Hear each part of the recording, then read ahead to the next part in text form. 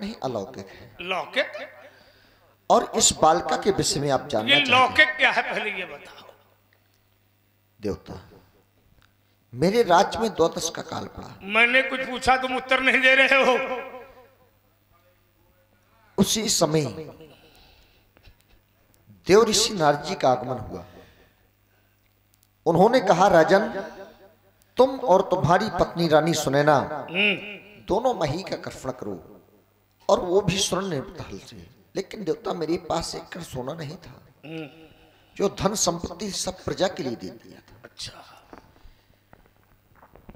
तो मैंने उसी समय, क्योंकि आपत्ति के समय व्यक्ति को चार का परीक्षण करना चाहिए, और मैंने किया कि वो हो धीरज धर्म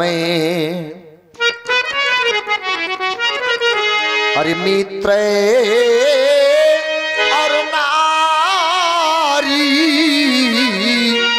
वो हो धीरज धर्म। मैंने धैर्य को धारण किया, धर्म की रक्षा की। बारी आई मित्र की, तो सौराष्ट्र के राजा पूर्व उपस्थित थे। उन्होंने कहा, मित्र मित्र के होते कदाचित दुख सहने की आवश्यकता नहीं है। तो देवता, उन्होंने स्वर्ण में ढल दिया।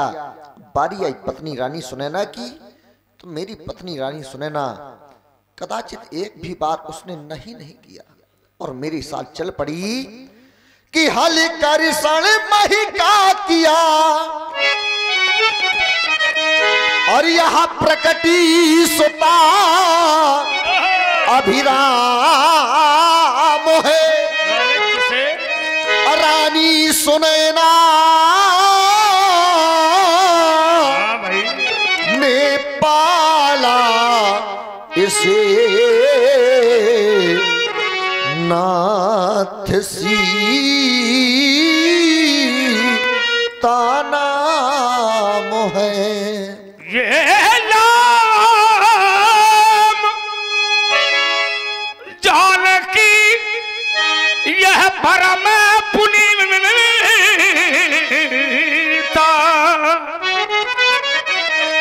यह नारद वो नारद, हाँ नारद आयु और कहब पुण्य सीता, वो नारद आयु कहो पुण्य सीता। तुमने एक शब्द प्रयोग किया था, क्या बताया था? ये कौन है? ये धरती से पैदा हुई है। तो क्या बताया था? लौकिक अलौकिक क्या है? मैक में बोल। अलौकिक। ये अलौकिक क्या है? अलौकिक ये कौन सा शब्द है? किस उसमें आता है? कौन सी हिंदी है ये?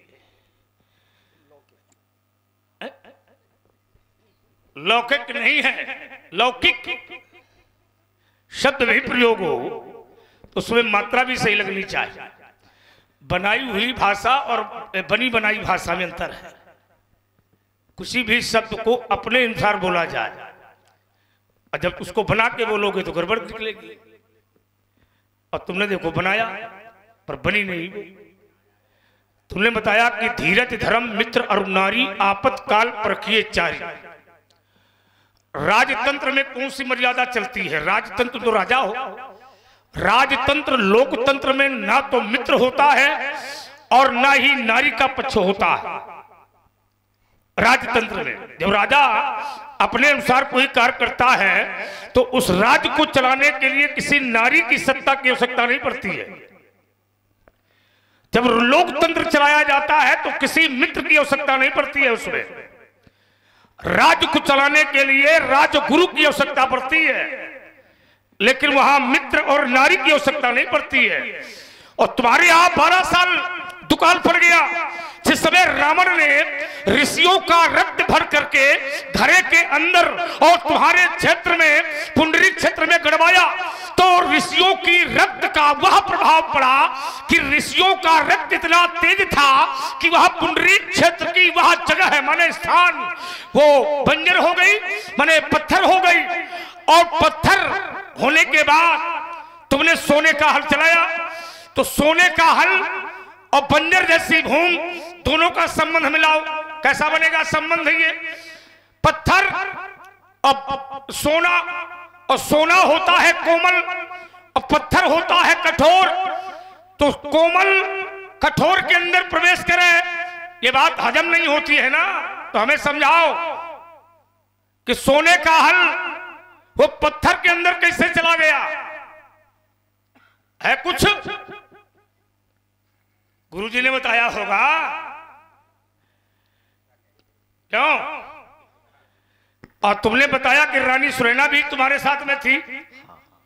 खड़े कर दें क्या? नहीं खड़े करें। तो रानी सुरैना भी, हम तो आपके अनुसार चलेंगे। तो रानी सुरैना भी तुम्हारे साथ में थी, और रानी सुरैना तुम्हारे साथ में हल कर्षण में थी, क्योंकि देवर्षि नारद ने तुमसे कहा था कि रानी सुरैना का होना अति आवश्यक है। और जब तुम अपनी पत्नी रानी सुरैना के साथ में मिलकर के हल कर्षण करोगे, माने हल चलाओगे, तो तुम्हारे यहाँ का अकाल समाप्त हो जाएगा।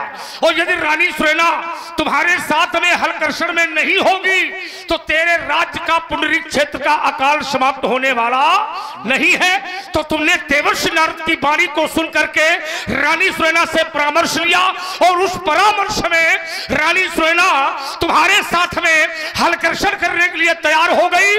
और रानी सुरैना को तूने वृषभ बनाया, वृषभ माने बैल, और रानी सुरैना के कंधे पर तुमने हल रखा, और रानी सुरैना आगे आगे वृषभ बनी थी, तू कृषक बना, वो वृषभ बनी, और रानी सुरैना हल कर्षण करने के लिए आगे बढ़ी। तो रानी सुरैना ने उस समय धरती को देखा। धरती को देख करके रानी सुरैना के हृदय में एक विकार उत्पन्न हुआ। विकार, मैं एक माता हूं, ये धरती मां है, एक माता के द्वारा दूसरी माता की छाती का कर्षण नहीं हो सकता।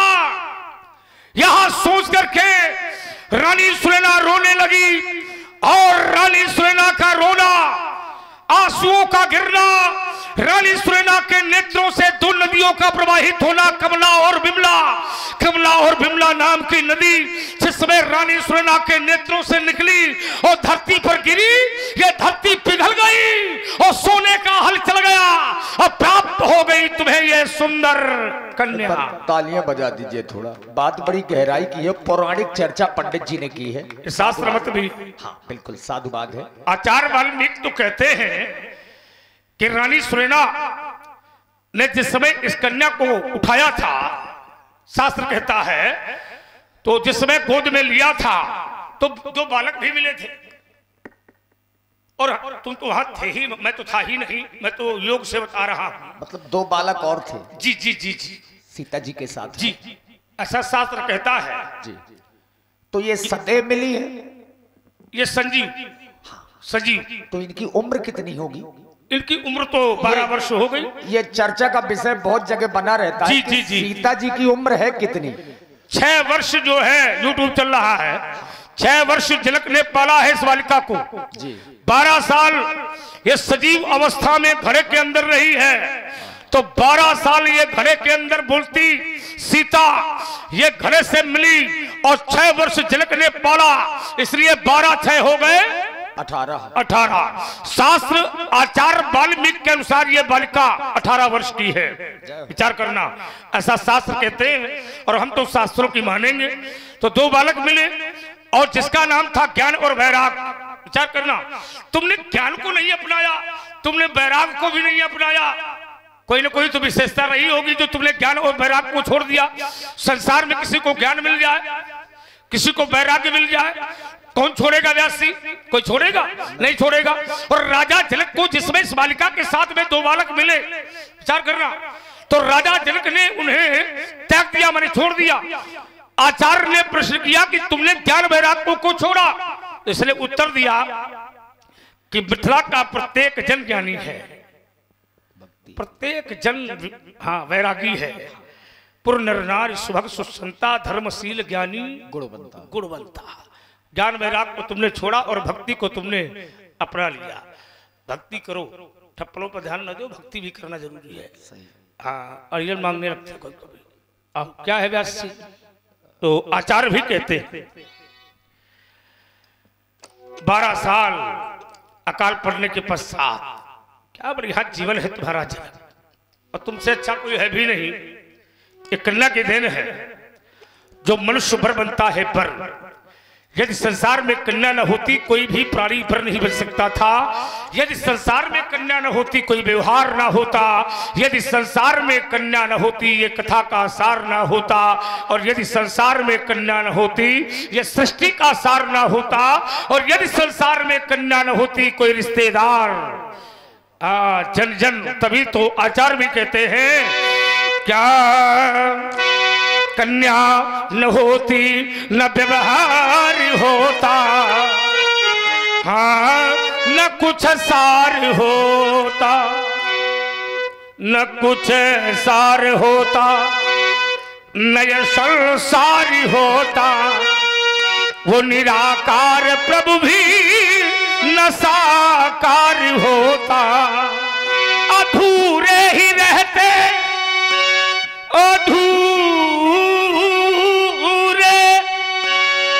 ही रहते ये जगत के नाते। यदि निराकार ब्रह्म न साकार होता। निराकार प्रभु भी न साकार होता। बड़ा भाग्यशाली वो पिता होता है जिसके बेटी अगर सीता जैसी हो। और तुम तो भाग्यशाली हो। बड़ा भाग्यशाली वो पिता होता है जिसके पास बेटी हो बिटिया हो तो सीता जैसी होनी चाहिए। नारी हो सीता जैसी, बेटी हो सीता जैसी है? और महतारी भी होनी चाहिए तो सुनैना जैसी। क्यों? सुलक्षणा हो पर कुलक्षणा ना हो। तुमने तो सुलक्षणा को प्राप्त कर लिया।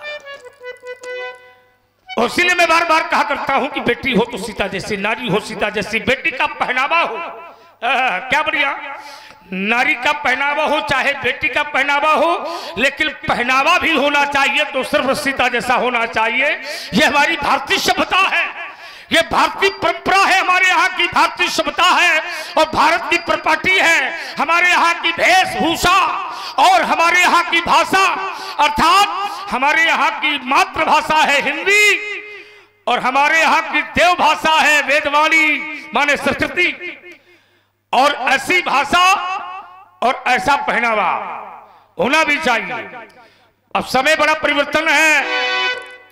पश्चिम देश की भाषा, विदेशी परंपराएं, विदेशी भाषाएं और इस समय विदेशी पहनावा मेरे भारत में बहुत तेजी से लागू हो रहा है जो भारतीय सभ्यता और भारतीय संस्कृति का सर्वनाश कर रही है।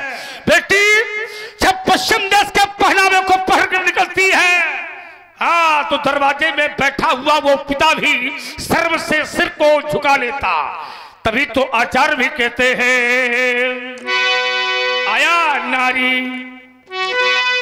यह नारी ही ऐसी होती है। जनक यह नारी यह नारी यह नारी रे नारी रे नारी रे नारी रे नारी रे।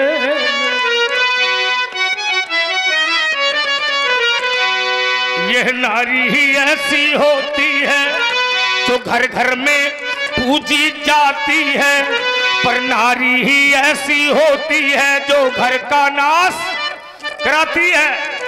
नारी चाहे पति को देवता बना दे और नारी चाहे घर को मंदिर बना दे और नारी चाहे तो पूरे परिवार का सर्वनाश कर देगी। नारी का जीवन सुख में भी होता है और नारी का जीवन दुख में भी होता है।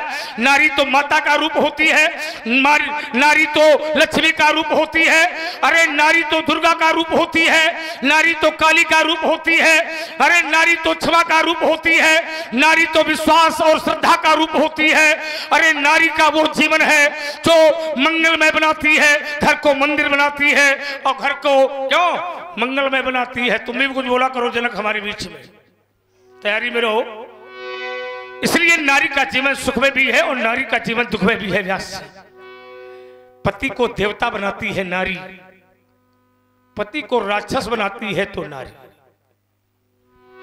नारी का जीवन सुख में भी है और नारी का जीवन दुख में भी है। मेरे भारत का व्यक्ति, मेरे भारत का व्यक्ति जब विदेश में जाता, वहां का व्यक्ति पूछता तू कहां से आता, वो कहता है मैं वहां से आया हूं जिस देश में गंगा बहती है। उसने कहा मेरे विदेश में तेरे भारत में क्या अंतर है? उस विदेशी ने कहा मेरे विदेश में तेरे भारत में क्या अंतर है? मेरे भारतीय ने कहा मेरे भारत में और तेरे विदेश में बहुत बड़ा अंतर है। मेरा भारत वो देश है, अरे देश तो बहुत है पर कोई ऐसा देश नहीं है जिसको कहते हो माता, पर मेरा भारत एक ऐसा देश है जिसको कहते भारत माता। ये वो देश है जहां की मिट्टी को भी माता के रूप में देखते हैं। ये वो भारत है जहां की मिट्टी भी माता के रूप में होती है। अरे ये वो भारत है जहां वृक्षों को भी माता कहते हैं। ये वो भारत है जहां पशुओं को भी माता कहते हैं।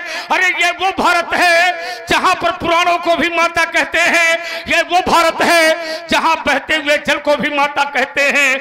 ये वो भारत है जहां राजा की पत्नी भी माता होती है। ये वो भारत है जहां गुरु की पत्नी भी माता होती है। ये वो भारत है जहां मित्र की पत्नी भी माता होती है। ये वो भारत है जहां बड़े भाई की पत्नी भी माता होती है। ये वो भारत है जहां अपनी माता तो माता होती है पर अपनी पत्नी की माता भी अपनी माता होती है। ये वो भारत है। इसीलिए काव्य तुलसी कहता है, व्यासी क्या कहते हैं? तुलसी कहते हैं मेरा देश इतना महान, मेरा देश बड़ा धन्य है। शंभु प्रसाद शंभु प्रसाद सुमत ही हुलसी, हे हुलसी, क्योंकि हुलसी का बेटा है तुलसी। शंभु प्रसाद सुमत ही हुलसी, हुलसी हे रामचरित, ये रामचरित मानस कवि तुलसी राम।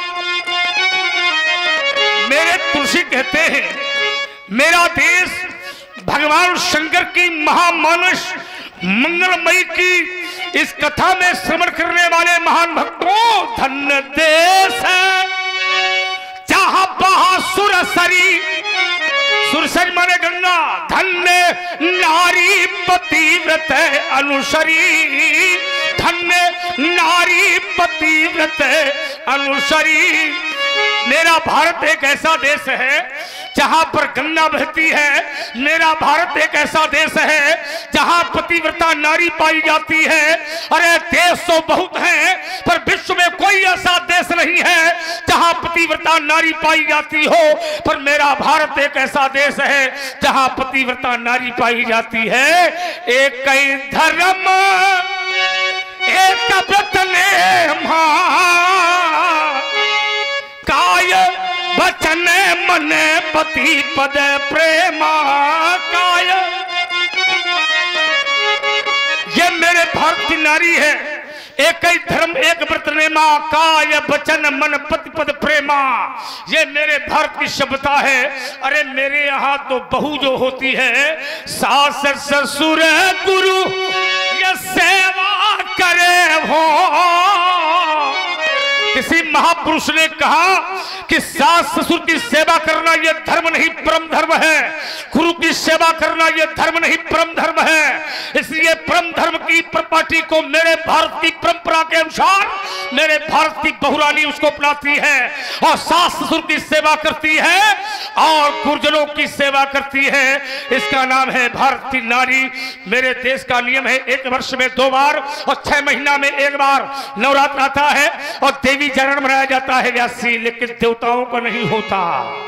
तभी मेरे आचार्य कहते हैं देवियां देश की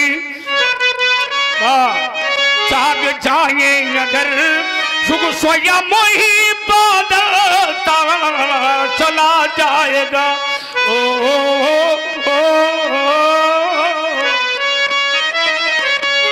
पत्नियां सादगी साध पाएंगे अगर, पत्नियां सादगी साध पाएंगे अगर, पति स्वयं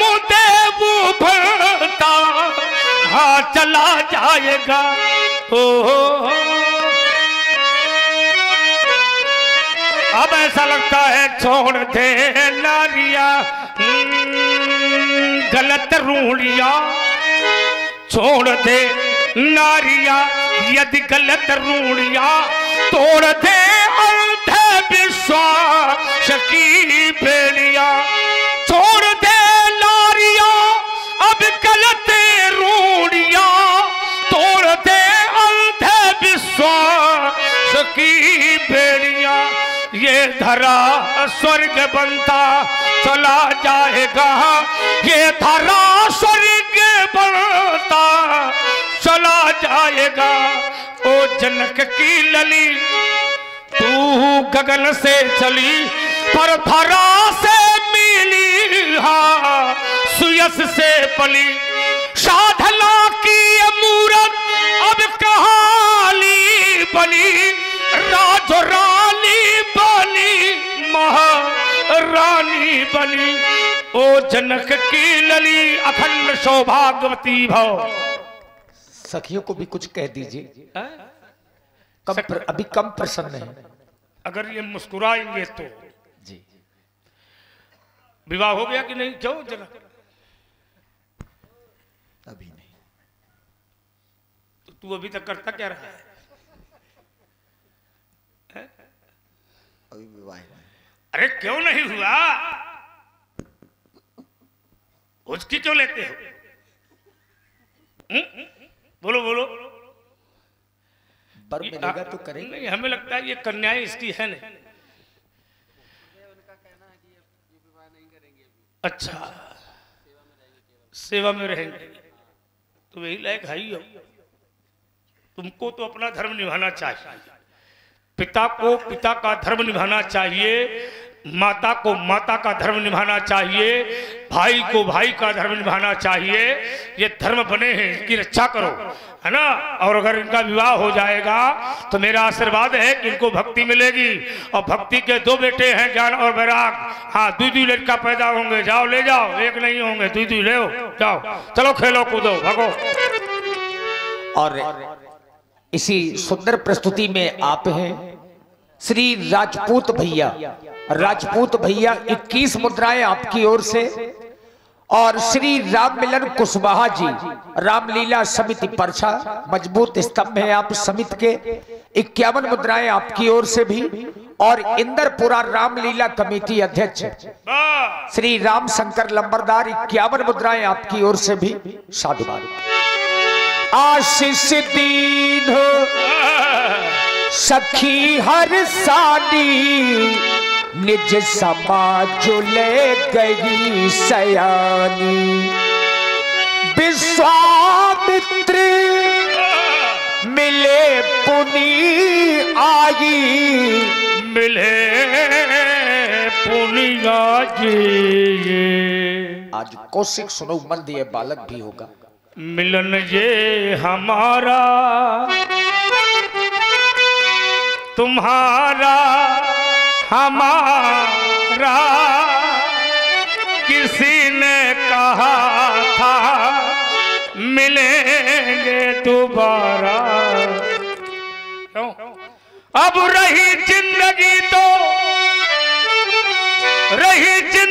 तो मिलेंगे दोबारा, क्योंकि मिलन ये हमारा तुम्हारा हमारा। और सब कुशलता? हाँ, सभी प्रकार की कुशलता है। बेटा राम व लक्ष्मण, ये भार्गव परशुराम जी हैं। तुम दोनों बंधु इनको प्रणाम करो। पद सरोज मेले दो भाई, यही है मिलना मिलाना। मिलो और साथ में मिलाइए। मिलना भी चाहिए और साथ में मिलाना भी चाहिए। कुछ मिलते हैं, कुछ नहीं मिलते, कुछ कह देते हैं हम मिलेंगे, लेकिन फिर भी नहीं मिल पाते। कभी कभी व्यक्ति एक घर में रहता है, एक परिवार में रहता है, लेकिन उसके पास इतना समय नहीं होता कि वो अपनों से मिल पावे। आज मिथिला के पावन पुलिस धरती पर महर्षि विश्वामित्र जी का आगमन हो गया। 88,000 महात्माओं का सानिध्य ऐसे महापुरुष का प्राप्त है। आज मिथिला में मिलकर के मेरा हृदय गदगद हो गया। निश्चय हरि कृपा का पात्र मानता हूं। अर्थात आपने इन बालकों से प्रणाम करवाया, मुझे ऐसा लगा मानो किसी शिष्ट या किसी विशिष्ट, किसी ज्ञानी, किसी धर्मात्मा के बेटे हैं। जरा बालकों का परिचय करवा में, ये कौन से राजा के बेटे हैं? ये अयोध्या के राजा दशरथ के पुत्र हैं। जो ये सांवले वर्ण का है इसका नाम राम है, और जो ये गौड़ वर्ण का है इसका नाम लक्ष्मण है। श्याम राम गौर लखन, ये दोनों चक्रवर्ती सम्राट चूड़ामणि भुआल अयोध्या के नरेश, सरयू नदी किनारे रहने वाले धर्म धुरंधर गुणित ज्ञानी, उनके बेटे हैं ये। निश्चय आप इन राजकुमारों को अयोध्या की धरती से लेकर के यहाँ तक पहुंचे, कोई न कोई विशेष रूप से कारण होगा, उस कारण का भी अवगत कराओ। विशेष कारण यही था जी कि राक्षस मेरी यज्ञ को सफल नहीं होने दे रहे थे, तो मैं इनको यज्ञ सहायता हेतु मांग कर के लाया है। कोई भी धार्मिक कार्य हो, चाहे यज्ञ हो चाहे कथा हो, बाधाएं तो आती रहती हैं। और निशाचरों की तो ये प्रवृत्ति है। प्रवृत्ति को निवृत्ति में नहीं बदला जा सकता, लेकिन प्रवृत्ति ये कहती है कि निश्चय वो अपनी प्रवृत्ति को दिखाने का प्रयास करते हैं। अर्थात यज्ञ में बाधा आई और राज सत्ता से आपने इन्हें मांगा, और राज दरबार में जाकर के याचक बन करके आपने मांगा, और उस राजा ने ये दोनों बालक प्रदान कर दिए।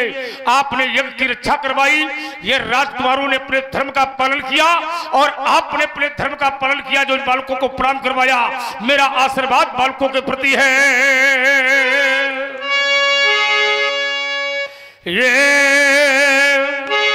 ये स्वस्थ स्वस्थ सारवर्ती हो गणपति का मैं मंगल गा। ये चिरंजीव यह जोड़ी अनुपम सुंदर गौर किशोर महा। ये कमला कर चला थाल सजा कर, यह कमला